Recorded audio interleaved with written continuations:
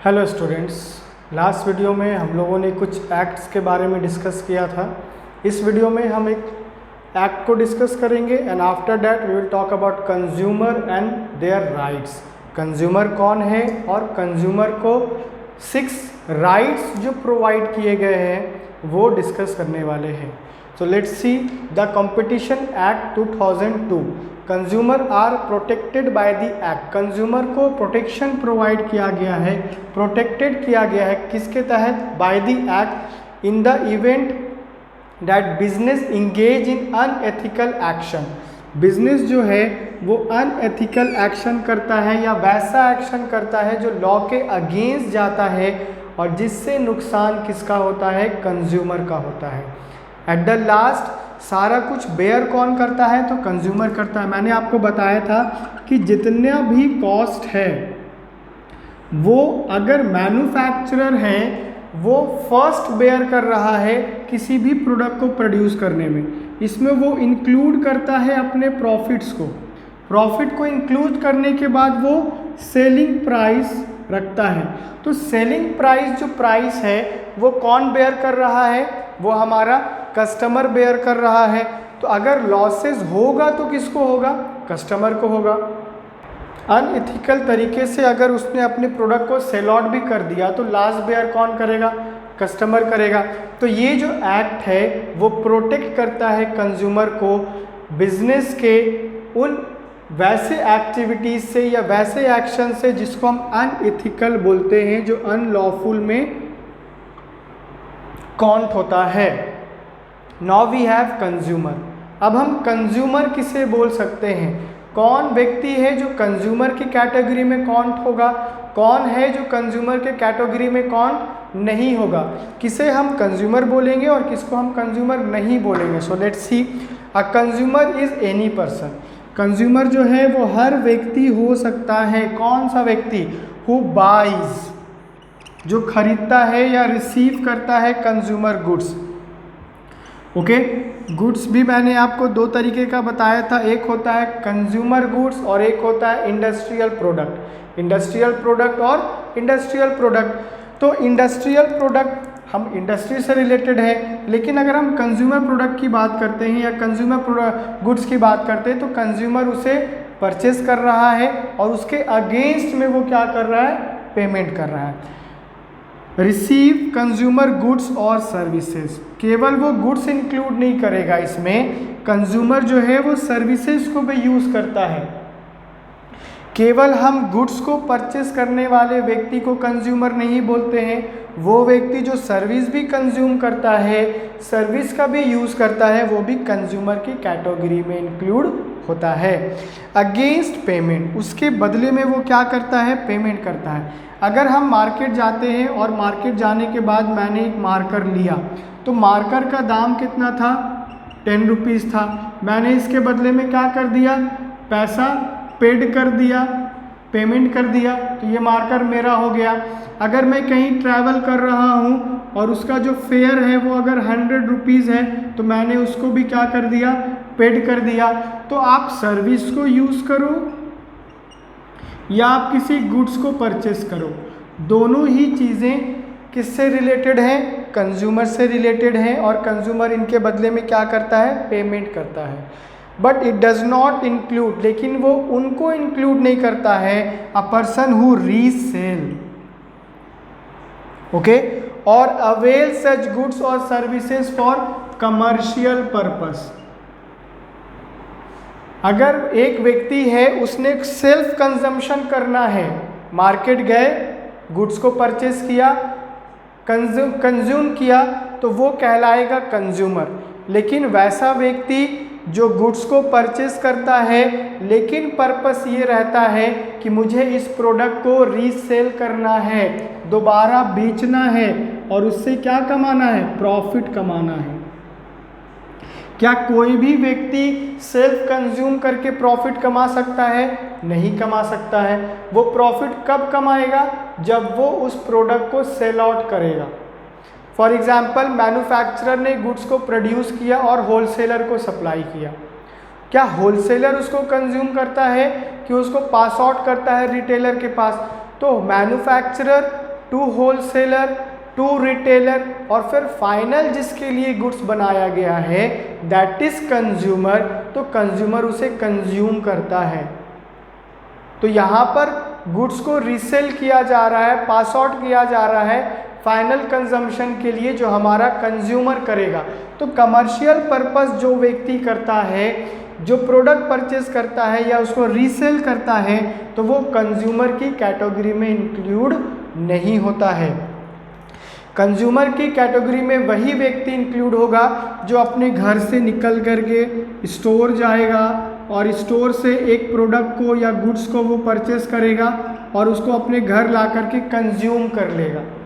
तो हम मान लेते हैं कि ये जो ए है वो क्या है, कंज्यूमर है। इसी प्रकार अगर ए ने एक प्रोडक्ट को परचेस किया और उसे जा कर के बी को सेल आउट कर दिया, सी को सेल आउट कर दिया, डी को सेल आउट कर दिया, या उसका एक अपना दुकान है या अपना स्टोर है उसे रीसेल कर दिया लेकिन कंज्यूम नहीं किया, तो हम उसे कस्टमर इंक्लूड नहीं करेंगे। ओके, अब हम बात करते हैं कंज्यूमर राइट्स के बारे में। ये तो कंज्यूमर है। Consumer protection act has provided 6 rights. Consumer protection act ने कंज्यूमर को 6 राइट्स प्रोवाइड किए हैं और वो जो राइट्स है वो कस्टमर को या कंज्यूमर को स्ट्रॉन्ग बनाता है, कैपेबल बनाता है कि वो अपने लिए स्टैंड ले पाए। ओके, अगर कोई चीज़ उसके अगेंस्ट हुआ है तो वो उसके लिए खड़ा हो पाए, है ना।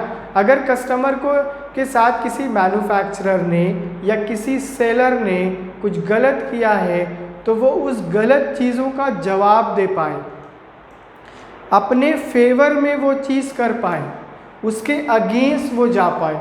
तो अब हम देखेंगे कि 6 राइट्स क्या है। Number 1 is right to safety.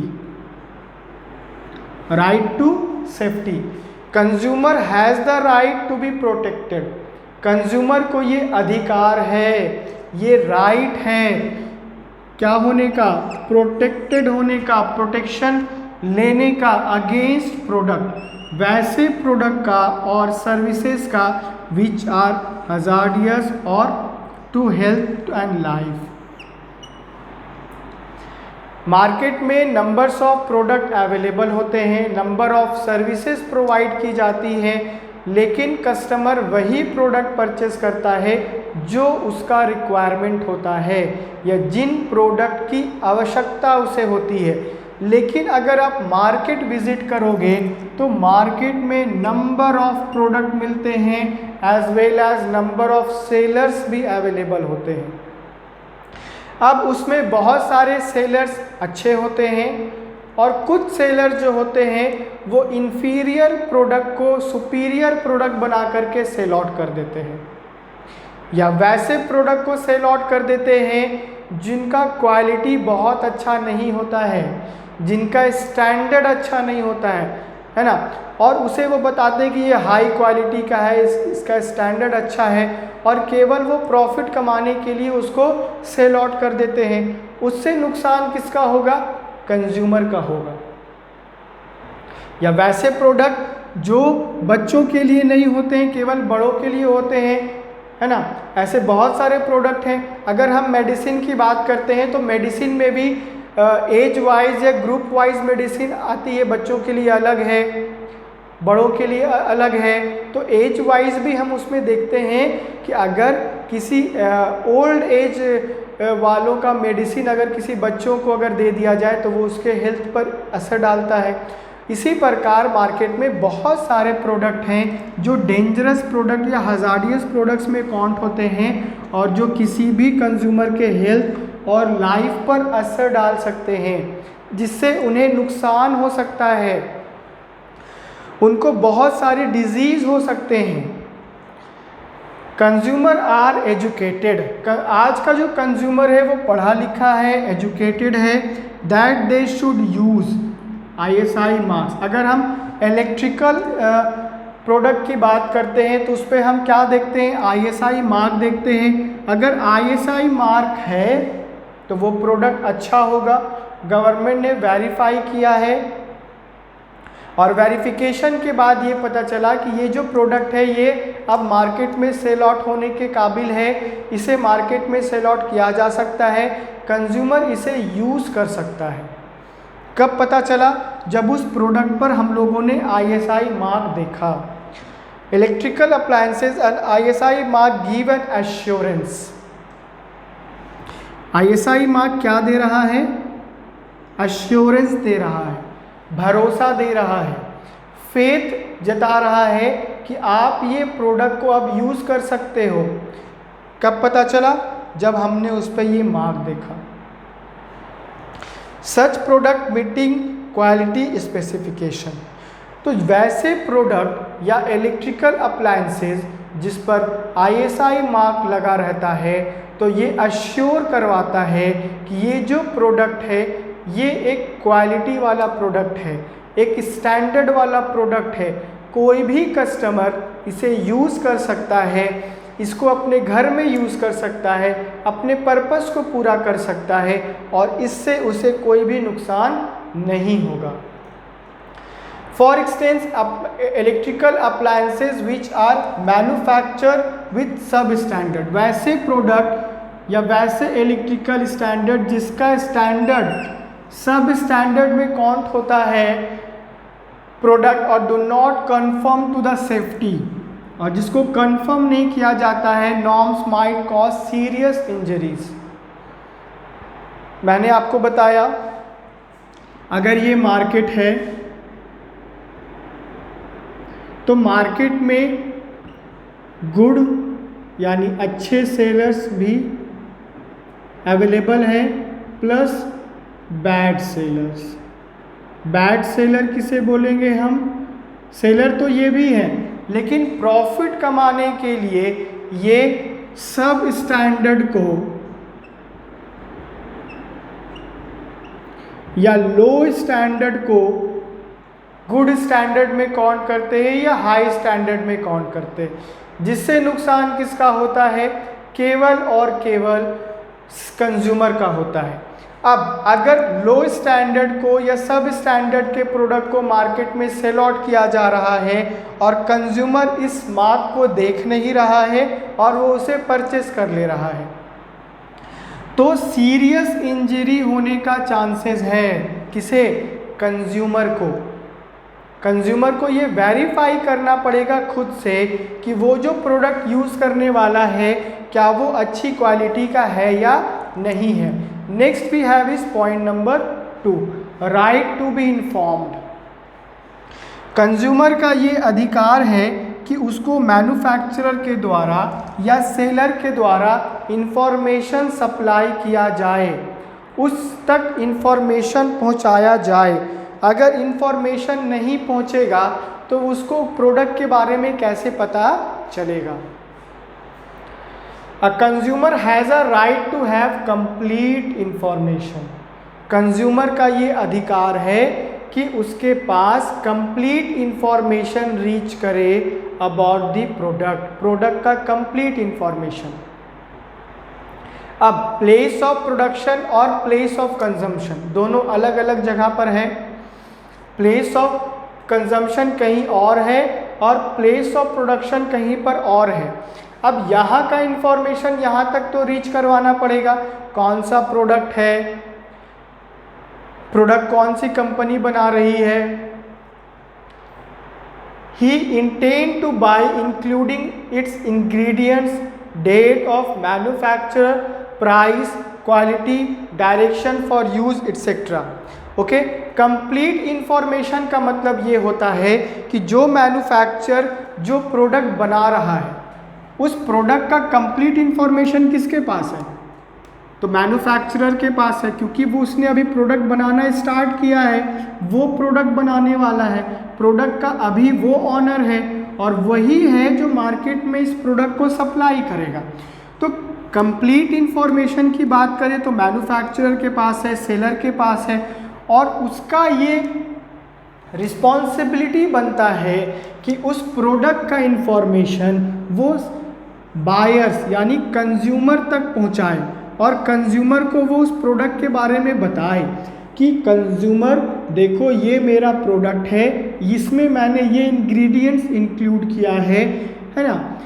उसके बाद इसका डेट ऑफ मैन्युफैक्चर है कब है और इसका एक्सपायरी डेट कब है। ये बहुत इंपॉर्टेंट होता है कि अगर हम अपने बायर्स को मैन्युफैक्चरिंग डेट और एक्सपायरी डेट नहीं बताएंगे तो वो कैसे जान पाएगा कि इस प्रोडक्ट को कब तक यूज़ करना है। मैन्युफैक्चरिंग डेट से लेकर के एक्सपायरी डेट का अगर इंफॉर्मेशन हम उसे सप्लाई नहीं करेंगे तो वो कैसे जान पाएगा कि इसे कब से कब तक यूज़ करना है। और प्राइस हम उसे बताएंगे, ये उसका अधिकार है। प्रोडक्ट का प्राइस जानना ये कंज्यूमर का अधिकार है। कंज्यूमर को अगर पता नहीं होगा कि जो प्रोडक्ट मैं यूज़ करने वाला हूँ उसका एक्चुअल में प्राइस कितना है मार्केट में, या अगर उससे प्राइस ज़्यादा लिया जा रहा है तो क्यों ज़्यादा लिया जा रहा है, कि रीज़न क्या है कि कस्टमर से ज़्यादा प्राइस लिया जा रहा है। अगर उसका क्वालिटी बहुत अच्छा है तो प्राइस इंक्रीज़ कर सकता है। वो डिपेंड करता है कंपनी के प्रोडक्ट की क्वालिटी पर, कौन सी कंपनी कौन सा प्रोडक्ट बना रही है और उसका क्वालिटी क्या है। अगर सेम प्रोडक्ट डिफरेंट ब्रांड्स और कंपनीज के द्वारा बनाया जा रहा है तो क्वालिटी डिफ़र कर सकता है।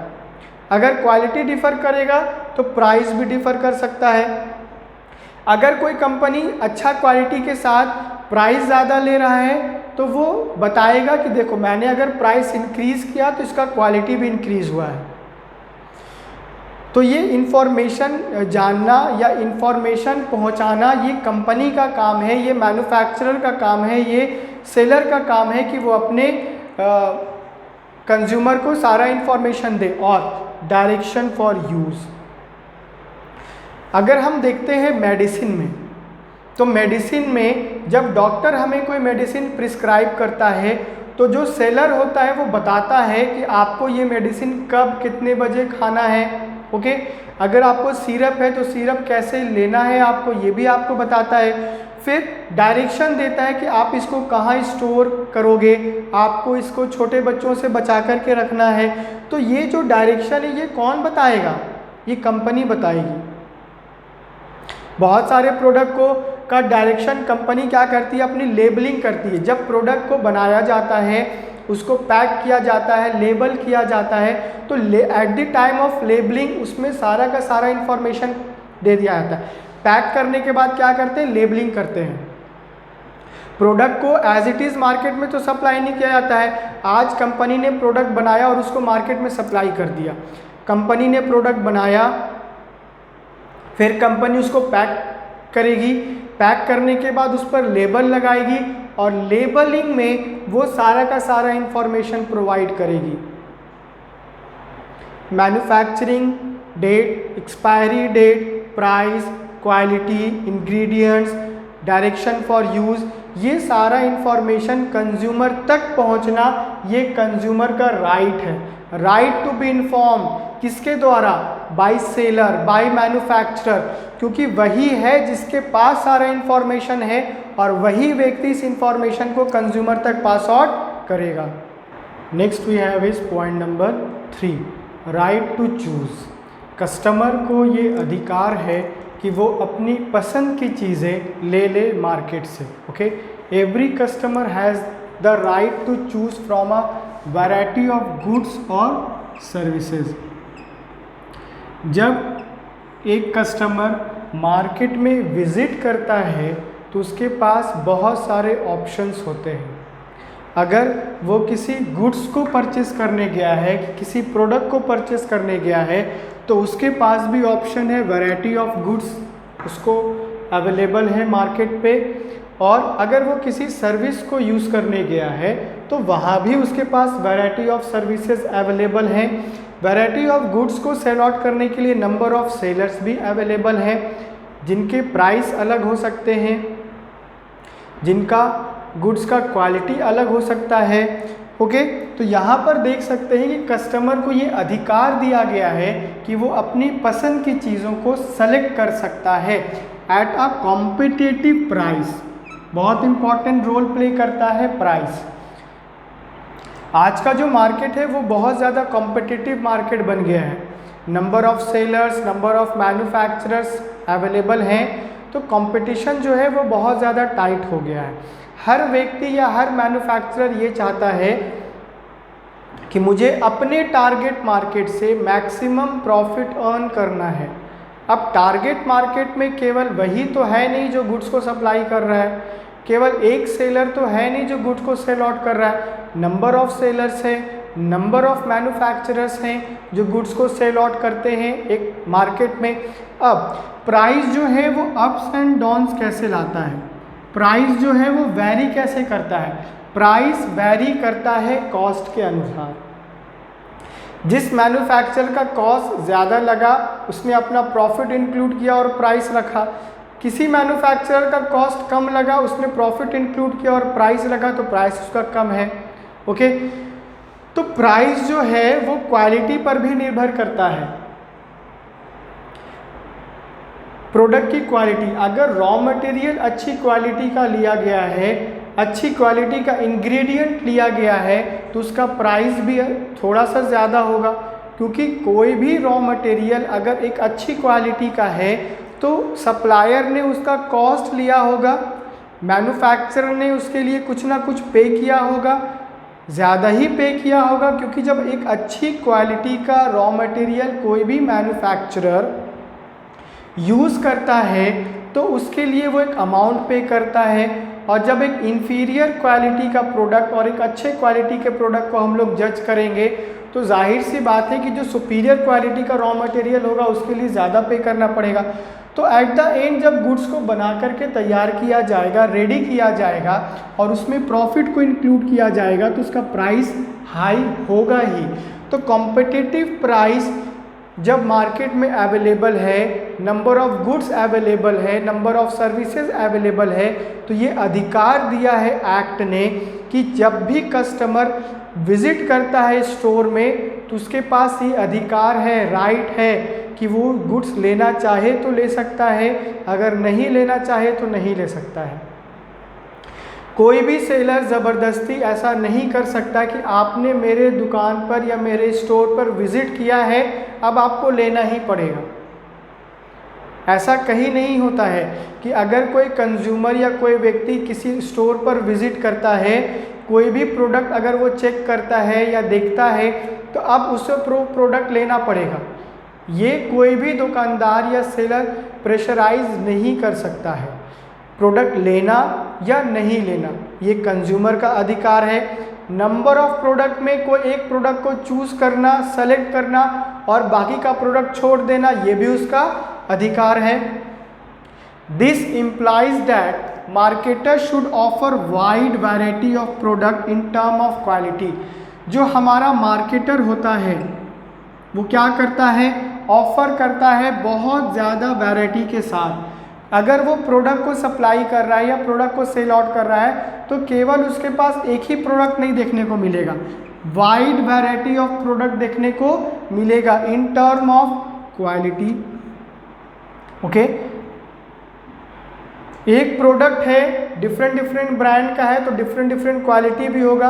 अगर डिफरेंट क्वालिटी है, डिफरेंट ब्रांड है तो प्राइस भी डिफरेंट होगा।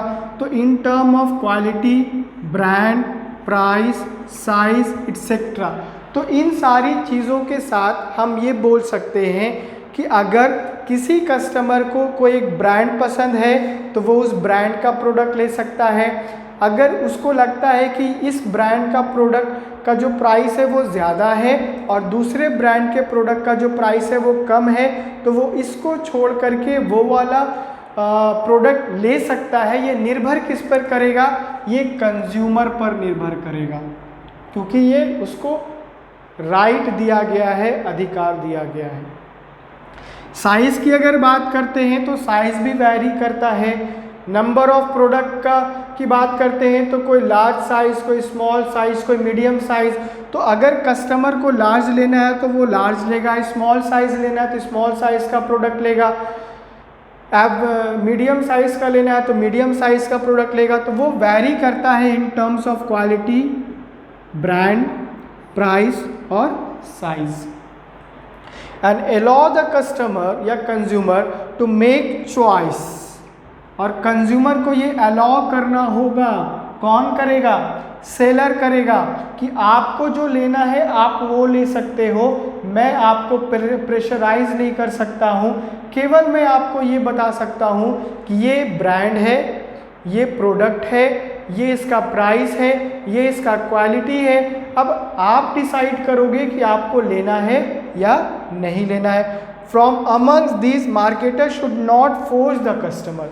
मार्केटर जो है वो फोर्सफुली नहीं अपने प्रोडक्ट को सेल आउट कर सकता है कस्टमर को to buy a particular brand. Okay, तो इस लाइन में हम लोगों ने देखा कि राइट टू चूज में कोई भी मार्केटर, कोई भी सेलर जो है वो किसी भी कस्टमर को फोर्स नहीं कर सकता है, प्रेशर नहीं डाल सकता है कि आपको केवल और केवल इसी ब्रांड के प्रोडक्ट को परचेस करना है, आपको यही क्वालिटी का परचेस करना है, आपको यही प्राइस का प्रोडक्ट परचेस करना है, इसी साइज का प्रोडक्ट परचेस करना है। केवल वो इंफॉर्मेशन पास आउट कर सकता है, केवल वो मार्केट का इंफॉर्मेशन पास आउट करेगा, प्रोडक्ट का इंफॉर्मेशन पास आउट करेगा, ब्रांड का प्रोडक्ट पास आउट करेगा, प्राइस का इंफॉर्मेशन पास आउट करेगा, और लेना या नहीं लेना वो किसका अधिकार होगा? तो कंज्यूमर का अधिकार होगा।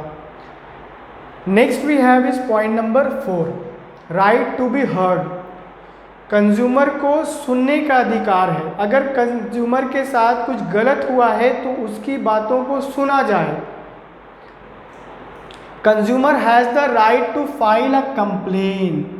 और कंज्यूमर को ये अधिकार है कि अगर किसी मैन्युफैक्चरर ने या सेलर ने उसके साथ कुछ गलत किया है या डिफेक्टिव प्रोडक्ट सप्लाई किया है, अडल्ट्रेशन का मामला है, फॉल्स एंड मिसलीडिंग एडवर्टीजमेंट है, अनसेफ प्रोडक्ट है, अनहेल्दी प्रोडक्ट है, अगर वो विक्टिम है तो कंज्यूमर को ये अधिकार है कि वो केस फाइल कर सकता है।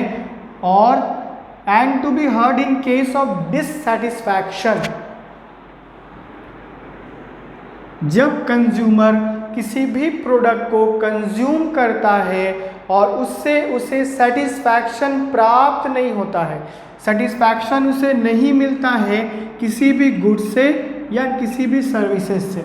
अगर हम सेटिस्फैक्शन की बात करते हैं, अगर मैं किसी प्रोडक्ट को लूँगा या गुड्स को लूँगा तो सेटिस्फैक्शन और डिससेटिस्फैक्शन हो सकता है। सर्विसेज को अगर हम यूज़ कर सकते हैं तो हम सेटिस्फाई भी हो सकते हैं और डिससेटिस्फाई भी हो सकते हैं।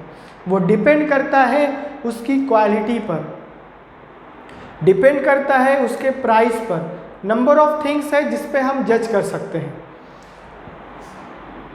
अगर कंज्यूमर को डिससेटिस्फैक्शन हुआ है किसी भी गुड्स के साथ या किसी भी सर्विसेज के साथ तो वो क्या करेगा? केस फाइल करेगा। Many firms have also set up their own consumer services and grievances cell। बहुत सारी कंपनीज ऐसी हैं, बहुत सारे फर्म्स ऐसे हैं जिन्होंने अपने ही कंपाउंड में या अपने ही एक सेल क्रिएट किया है, एक सेल बनाया है जिसमें वो क्या करते हैं? कंज्यूमर के कंप्लेंट्स को सुनते हैं और सॉल्यूशन यानी ग्रीवेंसेस प्रोवाइड करते हैं। नंबर ऑफ कंपनीज हैं या ब्रांडेड कंपनीज ऐसी हैं जहां पर उनको पता है कि जहां पर हम लार्ज क्वांटिटी में प्रोडक्शन करते हैं तो किसी न किसी एक प्रोडक्ट को डिफेक्टिव होना या कुछ गलत होना ये संभव है, ये पॉसिबिलिटी है। लेकिन अगर उस चीज़ को हम लोग रेक्टिफाई कर ले कंज्यूमर के कंप्लेन के साथ, या कंज्यूमर को एक हम ऑप्शन देते हैं कि अगर आपको हमारे प्रोडक्ट से कोई शिकायत है या आप डिससेटिस्फाई हो, आपको सेटिस्फैक्शन नहीं मिला है, तो आप क्या कर सकते हो? एक हमारे फर्म का सेल है, ग्रीवेंसेस सेल है, जहाँ पर हम क्या करते हैं? सॉल्यूशन प्रोवाइड करते हैं। आप आइए और हम आपको सॉल्यूशन प्रोवाइड करेंगे, और आपके साथ अगर कुछ गलत हुआ है देन हम उसको कंपनसेट भी करेंगे।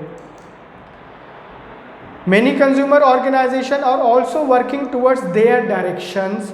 बहुत सारे कंज्यूमर ऑर्गेनाइजेशन हैं जो इस काम को कर रहे हैं। कंज्यूमर को इंफॉर्मेशन प्रोवाइड कर रहे हैं, एजुकेशन प्रोवाइड कर रहे हैं और एट द सेम टाइम उन्हें वो सॉल्यूशन प्रोवाइड कर रहे हैं, डायरेक्शन प्रोवाइड कर रहे हैं और हेल्प कर रहे हैं in the redressal their grievances. उनका जो प्रॉब्लम है उस प्रॉब्लम को का निवारण कर रहे हैं, सॉल्यूशन प्रोवाइड कर रहे हैं। तो निवारण कौन प्रोवाइड कर रहा है? एक ऑर्गेनाइजेशन है, कंज्यूमर ऑर्गेनाइजेशन है, जो नंबर ऑफ कंज्यूमर की बातों को सुन रहा है और उसे वो सॉल्यूशन प्रोवाइड कर रहा है। This right is very important. ये जो राइट है वो बहुत इंपॉर्टेंट राइट है, because all the earlier 3 rights, जितना पहले मैंने 3 राइट बताया है, right to safety, right to be informed और राइट टू बी चूज, ये तभी पॉसिबल है जब उसको ये अधिकार दिया गया है, राइट टू बी हर्ड का अधिकार दिया गया है।